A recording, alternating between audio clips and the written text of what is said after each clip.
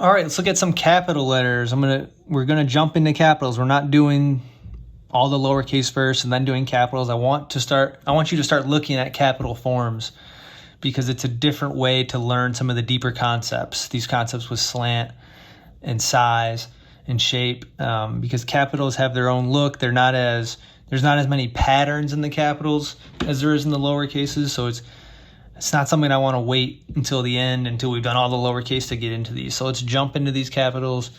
Don't worry, we're starting with the easiest ones. And because all of these three of these capitals are based on the oval shape, or more technically a ellipse, all right? But they're called, in penmanship and handwriting, they're called ovals, so that's the term I'm going to use. Mathematically, I know that's not correct. But with the O, I mean, this one it is an oval. Literally, this is what we call an oval in handwriting. And then it has this just looping finish, all right? And then I hope you should be able to see with the A here, we have the same oval here, but it's just turned on its side a little bit. And we have another oval here as we come up.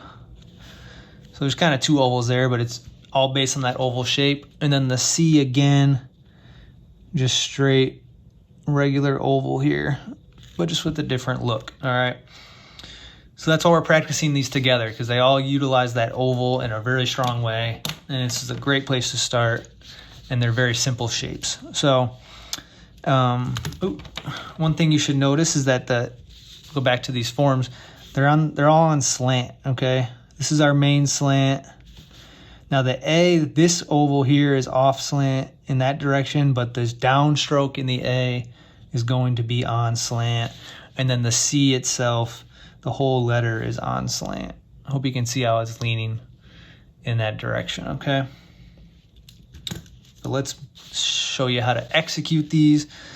Now the O, again, we're just trying to make this a nice oval on that slant line. So I'm just kind of imagining that main slant on the page, cutting right through my oval. And then I can go ahead and execute the oval on that imaginary slant line. And then when I finish, just make a little curl like that. All right, that's just a little ending loop on that letter.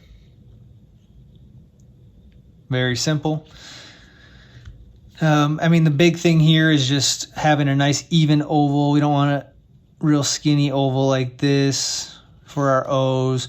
We don't want anything fat and circular like this. We want to maintain that oval shape. And then we want something on slant. You know, we don't want, because the slant of this O needs to match the slant of all our other letters. All right, so we don't want something on this slant like up and down like that, or something that's too far over to the right either, okay? That's the letter O. Let's look at the letter A. Now the letter A starts with this oval that's on a different slant, so it's more leaning down to the right like this, capital A. And then we're really just finishing this with an I, all right, a big I. I'm coming up, it's just like the entry stroke on my I there, and I'm coming down on the main slant, and then I'm finishing with the actual lowercase I exit stroke. So I hope you can see how this part right here is really just a big I that just finishes down here at the X height, all right? And it's this nice symmetrical oval here that starts the letter, which gives it a great look. And again, that oval is on a different slant, so it's really more on our connective slant. You know, that's our connective slant, the line I just drew. And then the downstrokes on our main slant, and the upstrokes on our connective slant as well. So something to look at here as well is the space between, I just bisected this oval almond shape, we'll call it, with a connective slant line. I mean, look at the space down here versus the space up here. There's more space on this side of that connective slant line. So when you're making this letter, think about rounding this side a little more when you come into it, and then coming up a little steeper and flatter, okay? This is definitely a flatter stroke than this one. All right, make sure you can see that. And then you come down on your main slant and just do a little exit like that. All right, that's the letter A. Now, problems with the letter A that you might want to look out for. Really just rounding this too much. It's going to make the letter way too round and bulbous, and it's going to make it more vertical. We don't want that verticality or that roundness. Everything is tight at the bottom, as we said before. All right. Very common mistake with the A. And of course, I should have pointed this out when we started. All of these capital letters, they're starting on the baseline. They're going all the way up to our ascender line, okay? So we're using the full top part of the cursive grid for these letters. All right, let's look at the C. The hardest thing with the C is just keeping it on slant, keeping your oval on slant, but it starts with this little entry loop right here. Notice how far that loop goes down in the cursive grid. And then we're having a nice rounded back to this, ending at the X height. All right, notice how far this loop is going down. It's a big loop. It's going pretty much halfway,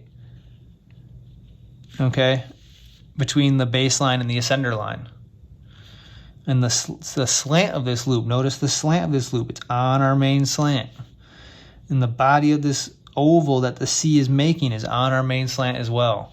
Has a nice rounded back, rounded finish as well.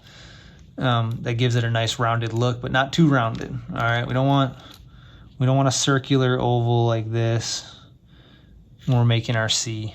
All right, we still want to have it be on that slant and have it that angular look to it. All right, so do it again with that entry loop. It's coming down halfway, then having a nice rounded back, coming up and finishing on our X height. All right, that's how you do the O, A, and C. Now let's do these with some words, or some letters and words. First word is we, French for yes. Now with the O, I generally recommend not connecting it, although you can if you'd like to. Just do your O, nice oval on slant, starting at the ascender, going down to the baseline, finishing with this little loop up here. And then we just do our U and our I to finish the word. And these letters, of course, starting at the baseline, only going up to our X height. Then we're going to dot that I. All right. Now the O, this O might have been a little skinny for my taste, but it's on slant. It's looking good. It's really being critical of me to even criticize that letter. And maybe this loop is a little small. Maybe have a little bigger of a loop like that. Would have been a little nicer. That's what I'm going to do. And, get your red pen out. Mark your work up like this as well. And, always checking slant. I'm looking at the slant of this O, and then I'm looking at the slant of this U, and then I'm looking at the slant of this I. So there is some variation here that I don't like, all right? We can see if you draw these parallel lines, they're going to clash and meet eventually. So this I is a little steeper than this U, and this O is a little more steeper than everything else. It's a little steep, definitely steeper than the U, and just a tad bit steeper than the I. So this is the type of consistency of slant that we're talking about, that we want to be looking for as we're practicing and writing our letters and our words. Okay, when you start putting letters together, it becomes really obvious when things are off slant. All right. Now the slant that I like the most is probably the slant on the U. That's really close to my 60 degrees.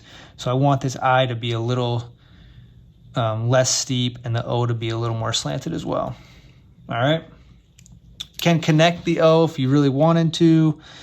You can just do the connection like this. And instead of looping up here to finish it, you just do a big loop down here and you do your connection. Some people like this, some people don't. It's whatever you want. It reads the same way. And you can still look at all the same things. I think I did a better job with slant here.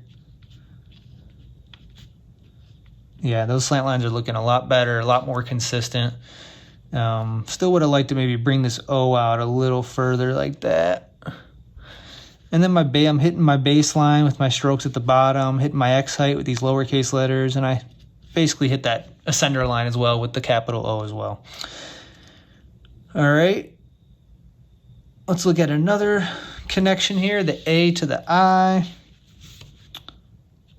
So I'll do my A, nice rounded stroke here, coming up like I'm doing a big I, coming down on the main slant, and then going right into my I.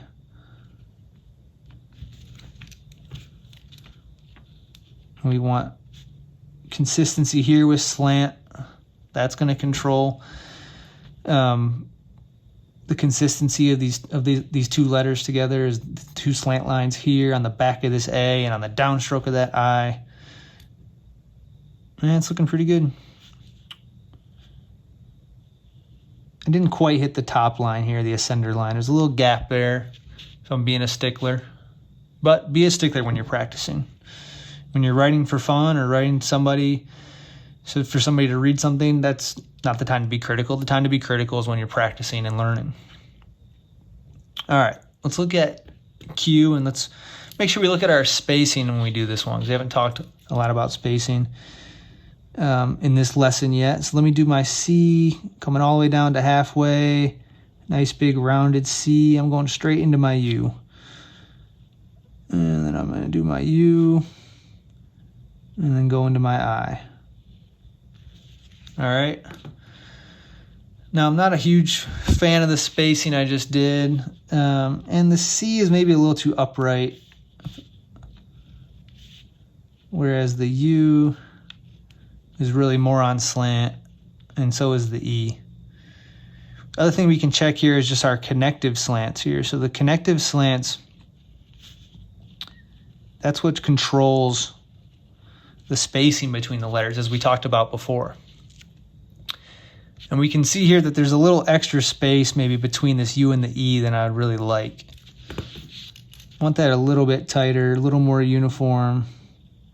And spacing is really going to become more important and easier to spot when we have longer words, okay? Because then you'll be able to, there's really only one, I mean, there's a space between the U and the E, the C and the U, but it's an ambiguous space because it's a capital letter connecting to a lowercase. When we have more lowercases together connected, there'll be multiple spaces throughout the word that we can really compare and see how we're being consistent with those connective strokes.